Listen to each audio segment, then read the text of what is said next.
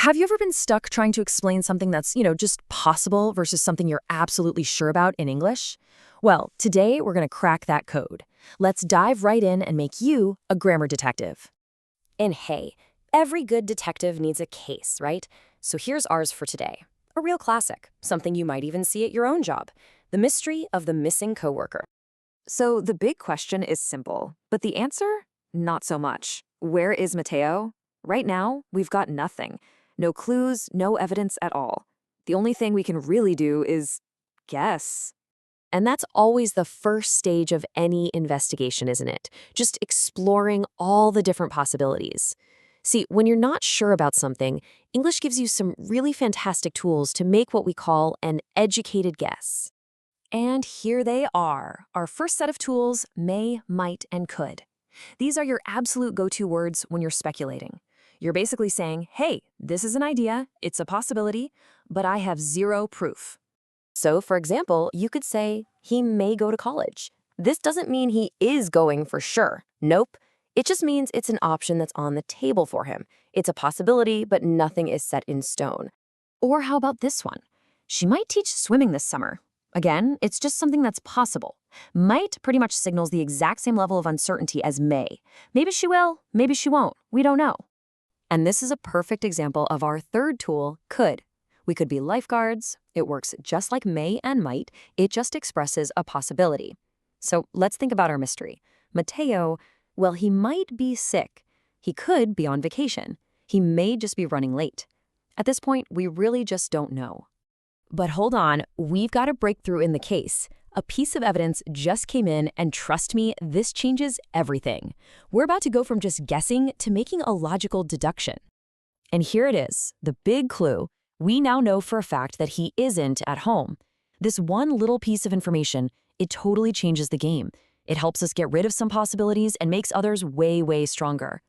Now this right here shows you exactly how our language has to shift. Over on the left, you see possibility. That's where we were. We were using may, might, and could because we had no evidence. But now that we have a clue, we get to move to the right side, deduction, and our new tools are must and can't. So here's the really crucial point. Must and can't are what you use when you have some evidence and you're drawing a logical conclusion from it. You're not just guessing anymore, you're actually deducing, like a real detective. Let's bring this back to our mystery. We know he isn't at home.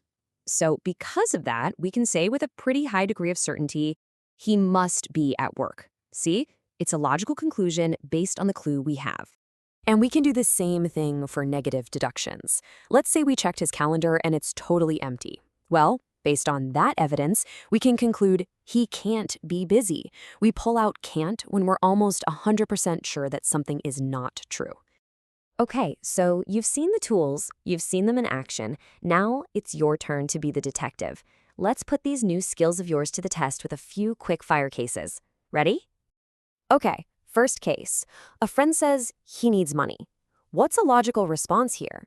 Is it A, he might go to the doctor, or B, he could look for a job? Take a second to think about it. If you said he could look for a job, you are absolutely right. Looking for a job is a totally logical possibility when somebody needs money. Going to the doctor? Not so much. It's not really related. All right, on to the next one.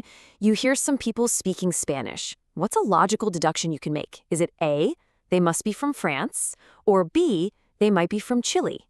Now be careful with this one. And the answer is B, they might be from Chile. So why not must? Well, think about it. So many countries speak Spanish. So while it's definitely a possibility they're from Chile, you can't be certain. This is a great example of that subtle but really important difference. Last one for you. You find out that Pedro started college when he was 14. Wow. So you can say, he, blank, be very smart. Are you going to use must or can't? For sure. He must be very smart.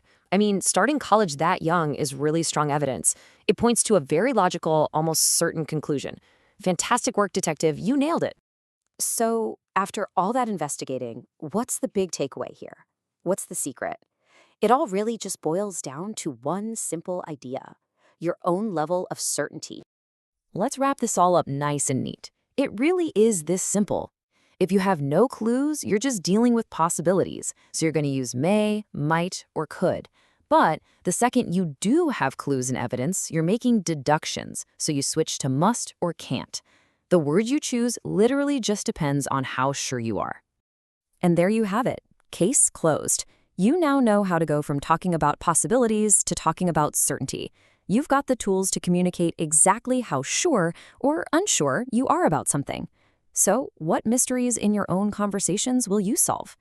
Thanks for joining me for this explainer.